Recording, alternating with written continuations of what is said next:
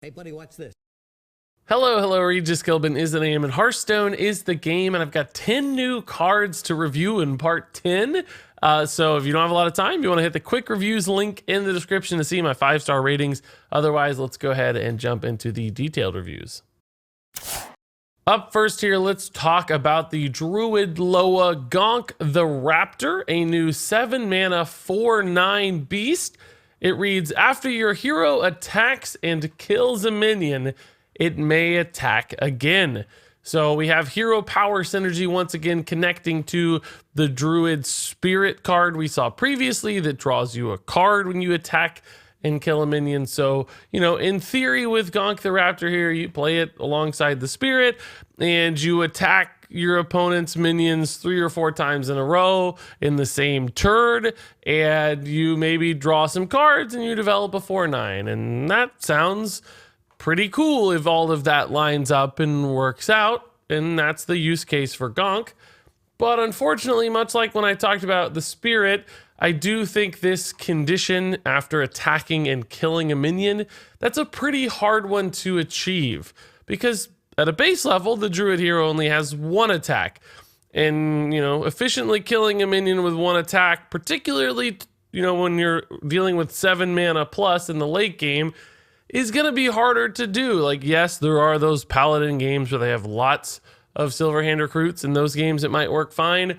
In a vast majority of other games, though, most things are going to have considerably more health at that point. And it's going to be really hard to line up a killing blow using your hero power or your hero's attack. So that's a huge challenge for Gonk and the Spirit to overcome immediately. And of course, there are ways to increase the value of your attack with things like, you know, Baku, Odd, Druid. You can go up to 2 attack. That would help a little. Malfurion puts you up to 3 attack. That helps a little. But in those cases, your hero power still does require you to spend 2 mana.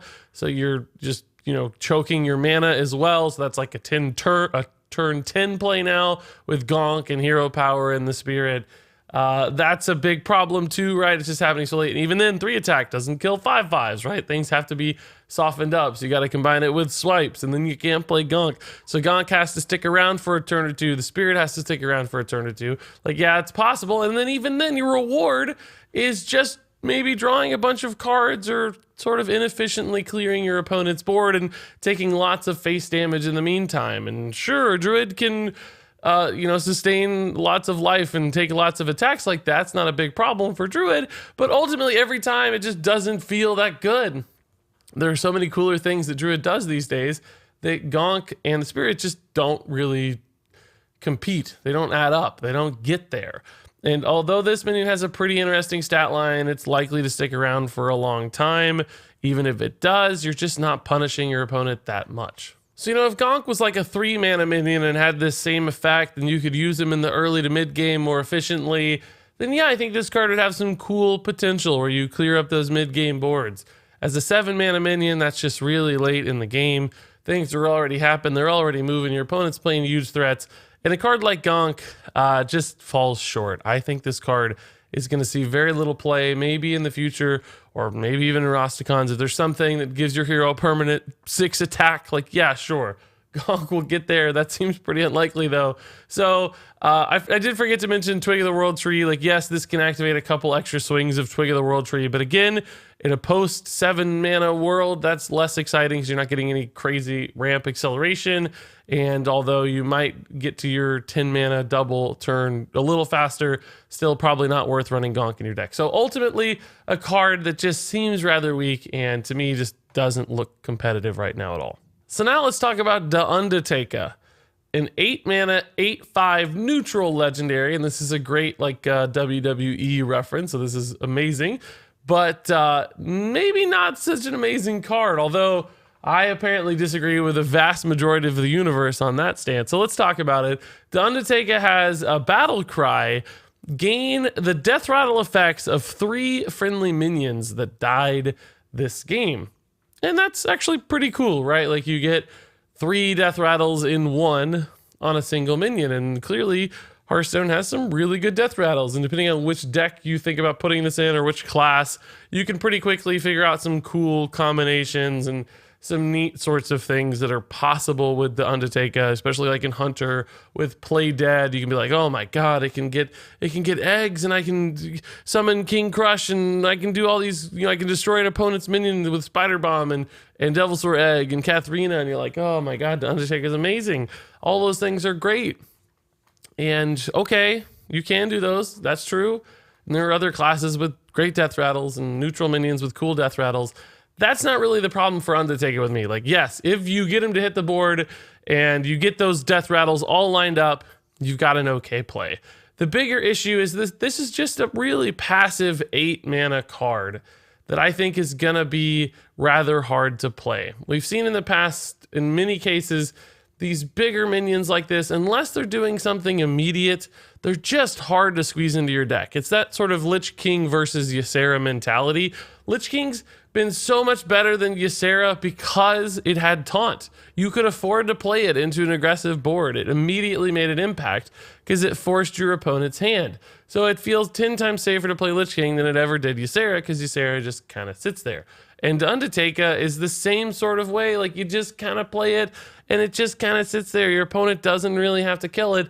Beyond that, it's really susceptible to silence. And you don't want to cite that all the time as a criticism for a card, because most cards have effects and most cards are susceptible to silence. But this is one that you're investing a lot in, a lot of tempo, a lot of mana is going into this guy. So when it gets silenced, you feel really, really bad. And you're left with, a fairly underwhelming minion at only 5 health. It's just going to get ran over by all kinds of different things. So to me, it's like you're putting all your eggs in one basket, making a huge commitment, and the payoff, it may just not be there. Death rattles don't go off if your opponent just ignores the card and slams you in the face a ton. Now, I do think that the card has potential. I want to be clear. Like, I don't think it's never going to see play, because in a control meta where there's a lot of slower decks, a guy like this could be a really big value bomb, but that's what's going to take. You're going to need the death rattles to be more value oriented as opposed to tempo oriented, because if they're too tempo oriented and you drop them in the late game in a control versus control matchup, it's all just going to get cleaned up anyway, and your Undertaker maybe didn't really go that far. But if it's generating lots of long-term value, then it gets a little bit more exciting. And because of that, I do think eventually there will be some deck that finds a way to make this thing work, right? Because it just does do 3 things in one. And if you support it right and you create a combo or some kind of crazy chain of events, the Undertaker will be a good card to play. So I'm not saying it's terrible, but I have seen like 5-star ratings all over the place for the Undertaker, and I don't think I'm going to land anywhere near 5 stars. I think we're going to come in quite short of that. So I do think people may be overhyping this one a little bit, but still a solid, playable card, just not by any means like the best card in the set. So now let's talk about the Snapjaw Shellfighter, a 5 mana 3/8. Whenever an adjacent minion takes damage, this minion takes it instead. So it's like old Balf Ram Shield. We saw way back in the Grand Tournament that would, if you got your face attacked as a hero, Balf would take the damage instead. But this one's minion based, and it uses a turtle as a shield, which is hilarious and awesome. But is it good, right? Well, the stat line here is pretty neat for a 5-drop. I have to say 8 health for a 5-drop is something we haven't typically seen. Makes sense because it's taking lots of damage.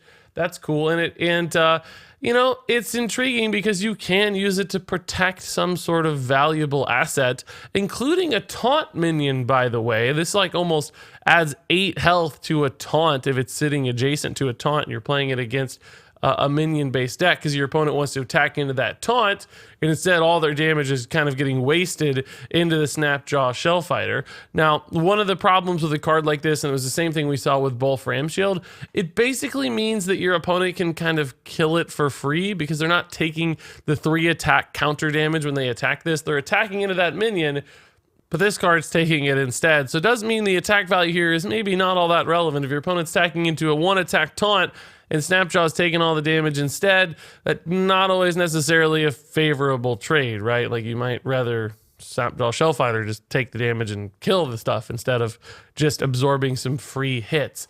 But you could also use this card to protect like high value assets, just really good mid-rangey minions like Lyra that you're afraid your opponent's going to kill. that's cool too. But the real challenge for Snapjaw Shellfighter is that this card's only going to be good in really minion-based metas. As soon as somebody drops, a battle cry removal or a spell removal, Snapjaw Shellfighter's pretty much useless. If your Lyra just gets Siphon Souled or Vilespine Slayer, like, oh, sorry, Snapjaw, you're just kind of a 3/8 and maybe not impacting the board as much. But it is one of those cards that if you leave it around and you play something next to it again, you can do cool things. So even if it just sits on the board at 8 health, maybe there are ways to make it work, but I don't really think so. It seems like it's just going to be more awkward than helpful. It's going to be a card you don't really like playing a lot of the time and don't feel like you're getting much value out of it a lot of the time. I'm sure it'll be like a fine arena card because it can do some cool stuff in arena, which is often much more minion combat based. But in constructed, I think there's just too many ways to work around this card. So ultimately it will fall short. So now let's talk about the Mosh'Ogg Announcer, a 5-mana 6/5. It's a great theory and theme, I guess, for a card. Enemies attacking this have a 50% chance to attack someone else. So we're going back to that old ogre 50% mechanic where ogres often miss their attacks, but because this card's an announcer and not a fighter, as it's sort of narrating or commentating the events of other minions attacking it, I guess it's gonna get it wrong half the time anyway, so they still have a chance to miss it. It sort of flips that. And I think that's really cool. So is it good? And the answer is no, right? It's just not good enough. Like the stat line's not bad for a 5-mana minion. You get that aggressive 6/5 stat line. That's kind of cool. And it is a little bit hard to remove. So again, via minion-based combat, much like our previous card. So maybe there's an aggro deck out there that thinks this is like a better Bittertide Hydra, that big 5-mana bomb that helps you win the game. I don't think it is. I don't think it is because it's just not threatening enough. It's 6 attack and 5 health. Like there's a lot of things that can remove a 5 health minion that can't kill that 8 health. So to me, this one's going to come up short. Again, probably a great arena card just because it's good stat bomb, awkward to deal with. But in constructed, I don't think this card's ever really going to make the cut. So now let's talk about Regenerate, a new priest spell, 0 mana and restore 3 health. Super cheap healing for priest. And I think cards like this are cool to see because it just adds a new little arsenal, some extra life gain. It's one of those things that's, gonna come off Lyra sometimes in a pinch, and you're just gonna desperately need that heal, which I think is really cool. So cool card. Now that said, a card like this, you're just sacrificing so much card advantage and that resource, that draw in your deck for a 3 health heal, and often that's just not worth it in a constructed environment because it's barely better at healing than your hero power, and it takes up a card slot. So you gotta draw it, you gotta run it, and that's tough. It's gotta compete against so many other things that I think this just doesn't have enough oomph. Like it doesn't do enough to make the cut in a constructed deck. So cool that it exists, but maybe not the strongest card. Now that said, there is one use case for this that might be intriguing, which is with cards like Auchenai Soul Priest, where you could use this for damage or really cheap removal if you make it do damage instead of healing. So maybe some combo potential there where you set up like, Malagos and somehow you Auchenai Soul Priest. I'm not really sure how you'd accomplish that, but maybe it's possible now or someday later. And you get yourself some really cheap, efficient damage out of it, or removal at least.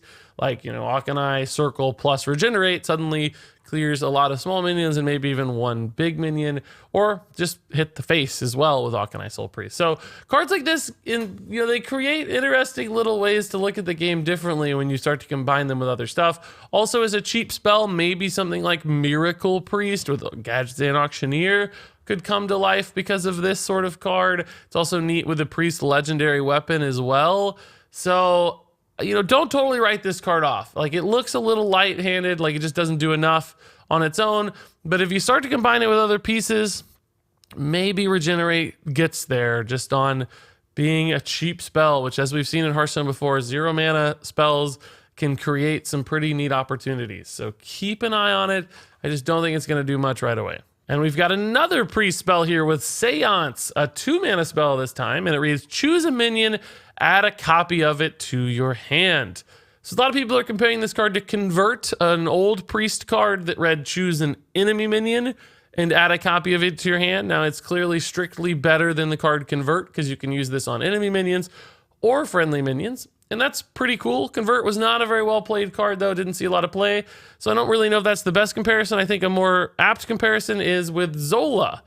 You guys know Zola the Gorgon, adding a friendly minion copy to your hand, and we've seen Zola played quite a bit in Priest and in other classes, but Seance is like a little bit better than Zola, I think, because although it doesn't have a body attached, right, it's cheaper, which is usually more important for cards like this because nobody cares about the 2/2 body on Zola. It's all about the effect, but Seance also has that flexibility of being able to target enemy minions, so you can use it in a couple different ways and in a couple different kinds of environments or metas. I mean, first and foremost, making copies of your own stuff can be great when you're running cards like Amara or Archbishop Benedictus. You can just live forever or create a million cards. You could even use this with things like maybe Keleseth if you're trying to play more of a tempo style. Clearly, there are great minions with strong battle cries that you like to create copies of. Now, I don't know exactly which ones are going to use Seance, but there are so many opportunities to use it now and into the future that Seance almost certainly has to see some level of play. I think this card's going to be rather good. And then in a pinch, if you need to, you can copy your opponent's stuff. Copy their Shutterwalk and see what happens, right? Just copy their Tyrian Forging and drop a bomb minion of your own. It's got many, many, many use cases, and in any sort of control priest or spell-based priest, Seance is going to be a card to consider. So I think this card's actually rather strong. So up next here, we have the Sand Drudge for Priest, a new 3-mana 3/3 that reads, whenever you cast a spell, summon a 1/1 zombie with Taunt.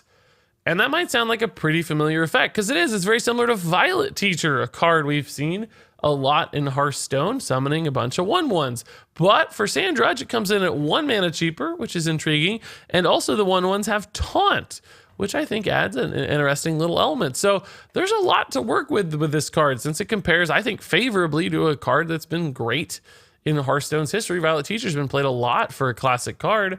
The challenge maybe for Sand Drudge is that Violet Teacher's played most successfully in, like token Druid style decks where you have ways to buff and improve those 1/1s, making them better.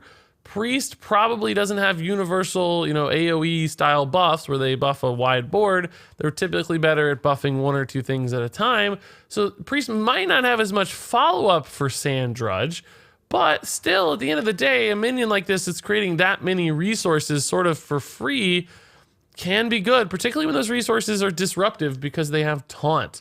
Now, I don't know exactly what kind of build Priest would run with Sand Drudge, but I do know we've just seen some cheap spells for Priest, and Priest has lots of other cheap spells as a possibility. So there are certainly ways to make this Sand Drudge fit. And even if you're just running like Defenders of Argus or Fungalmancers as follow-up, when you can create those really annoying little wide board states, there are ways to utilize them if the deck is built to support it. Beyond that, a cool thing about this is the 1/1s with Taunt might protect the Sand Drudge from being killed on board. Violet Teacher was always just kind of lingering there, but maybe the Sand Drudge lives in a minion-based deck, so maybe it's just a good counter to like Zoo-style starts, and you get a bunch of extra 1/1s to soften up the board, stall out your opponent, until you hit the heavy-hitting AoE, removal later in the game, until you get to the Psychic Screams and Holy Novas. The question is, if you play this on turn 3, do you have the immediate spells? Are you running Regenerate to get stuff immediately? Probably not. So this still looks better in the mid to late game when you have some spare mana to utilize. At that point, of course, 1/1s with Taunt aren't nearly as impactful. So there are still some hills to climb for this card. I don't think it's an obvious, easy fit for the class or for the mana cost. There's not a lot of synergies that are obvious in Priest either. So the promise is there. I just don't know that the follow-up is ready quite yet. So another card maybe to keep an eye on. It's got lots of potential. It's fundamentally does some cool stuff. Just got to figure out how it all fits together. So now let's talk about Mark of the Lowa, a new Druid spell coming in at 4 mana. It reads, choose 1, give a minion +2/+4, and taunt or summon 2 3/2 Raptor. So we have yet another flexible Druid card here. And I guess we'll talk about each of these parts on their own. So +2/+4 and taunt. A little bit of a buff here. A tad worse than what you might expect for 4 mana. I think, Blessing of Kings kind of sets the standard for 4 mana buffs, and that's a +4/+4. So you're losing some attack with Mark of the Lowa. You're gaining taunt, which I guess, has a little bit of value. But ultimately, I think when you're playing buffs, you really care the most about the stats, right? The taunt aspect, it's certainly not bad because you're adding a lot of health and taunt and maybe creating a little defensive tool. But to me, I think I'd just rather have Blessing of Kings the vast majority of the time. The alternative is summoning 2/3/2 Raptors. And, you know, those are Bloodfin Raptors, basically. And those cost 2 mana, so getting 2 of them for 4 feels okay. It feels in line with what you'd expect. So maybe one effect that's just a little bit undervalued, and a second effect that's honestly just a little bit undervalued because nobody really wants to run 2 Bloodfin Raptors in their deck and play them on turn 4. So you are sacrificing here for the flexibility of the card Mark of the Lowa, because neither of these effects are really all that great on their own. The question then becomes, is that flexibility worth running this card in your deck? Are either of these things ever going to be so impactful that you're happy to have them? And I don't think so. I don't think so. Like, yes, there will be some board states where having a taunted +2/+4 minion is amazing because it, you know, kind of like Spike Ridge Steed almost, but it's so much worse than something like Spike Ridge Steed, right? Despite being cheaper, it's just so much worse because you don't get that death rattle, you don't get all the extra health. And that's a problem for a card like Mark of the Lowa is, you know, Druid ramps up to 10 mana. This card just doesn't do that much in the world of Druid. Like, it just falls a little short. So there are better ways to summon tokens, right? You can get cheap minions very easily in Druid. There are better ways to build big things in Druid than a buff card like this. So Mark of the Lowa, I mean, it's not terrible, right? Like, yeah, it's one of those cards that'd be fine in Arena. It's going to be, like, if you get it off random generation, it'll feel okay. But ultimately, in such a competitive class as Druid, a card like this just doesn't do quite enough, and I just don't think it's going to see play. So now let's talk about the Linecracker, a 7 mana, 5/10 neutral. It's got overkill, double this minion's attack. And this guy's really a cool kind of minion here because he has some things you really like, right? He has 10 health, which means he's likely to stick around forever. That's a big stat line, really, for a 7-drop. So he has times to attack multiple times per chance to, you know, get this overkill cooking. And that overkill is nuts because it scales so interestingly. So you play this the first time you attack and you successfully overkill, he gets 10 attacks. Maybe he's like a 10-7, we'll say, right? And then if you get to attack again, he becomes a 20, let's say like a 24. And then it's like, oh my God, he's already at 20? And, you know, then there becomes this debate, like, when do I turn the corner and go face? When do I double it to 40 again? Like, it's going to be tempting just to see it get to 40 and create that, you know, absolute threat to kill your opponent. The challenge, of course, is that, you know, he's always attacking minions to do the thing better, so it's harder to convert that attack. And then when you finally do leave him as that 24, he's pretty easy to remove at that point, right? 4 health is not much. Especially in Constructed, where there's just so many ways to easily kill minions like this. There's so much single target removal. There's just damage spells. Like, this wouldn't live long in Constructed. It also just maybe wouldn't get to attack as efficiently either in Constructed. But in Arena, I know I don't talk about Arena a lot. I don't want to base the review on Arena. This seems like it's got some kind of crazy promise in Arena if it kind of lingers around and gets that attack doubled a couple times. It's probably going to win some games just because your opponent doesn't quite have the removal necessary. In Constructed, just too awkward to use. Like, it's close to maybe being playable, I feel like, still. But because it just kind of sits there passively as a 7-drop, this card just won't make the cut in Constructed, although I'd love it to because it seems super fun, and I might try to make it work, but ultimately will fall short. So now let's talk about Bog Slasher, a new Shaman minion, a 3 mana 3/3 elemental, and it has a battle cry that's interesting. Return a friendly minion to your hand and give it +2/+2. So with the Bog Slasher here, we have a couple things. Solid stats for a 3-drop, first off. It's an elemental, so you can use this in elemental decks. That's intriguing because particularly with elemental decks, you need elementals in hand to play constantly, right? You always want to keep that chain going. Bog Slasher could help you do that with something like Firefly even. Just like bouncing a Firefly to your hand, it suddenly becomes a pretty well-statted minion because you get this +2/+2 buff. So your Firefly is suddenly a 3/4. You replay that Firefly to set off the next elemental chain because Bog Slasher itself doesn't have that condition, which is nice. It doesn't have any sort of elemental condition. It's just a free elemental body. So there's that elemental line that's great, but then there's also this battle cry line, and we know Shaman loves battle cries. Because of Shutterwalk. And this essentially gives you an extra way to increase the consistency of bouncing a Shutterwalk back to your hand. We've had Zola and Grumble do all the work on that now. If the deck thinks it's worth it, they could certainly toss in a Bog Slasher to increase that consistency. Now, there is a balance there. You don't want to take out too much survivability or utility from a Shutterwalk deck to add in a card like this, because often it hits it anyway with Grumble and Zola. And a lot of Serenites, that's usually redundant enough and it rarely fails. So Bog Slasher might just be overkill. No pun intended. Might be unnecessary in a deck like that to really achieve your condition. So it could hurt more than it helps. But even with like Keleseth in that deck, right? Play Keleseth on 2. Bog Slosh it on 3, play Keleseth again as a 4/4 that buffs all your stuff again.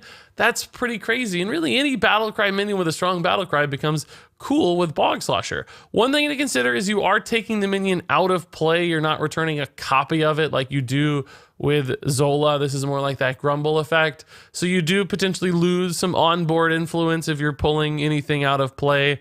That's to consider. That the +2/+2 I think is intended to make up for that, but it is still punishing because you lose that initiative and the ability to attack.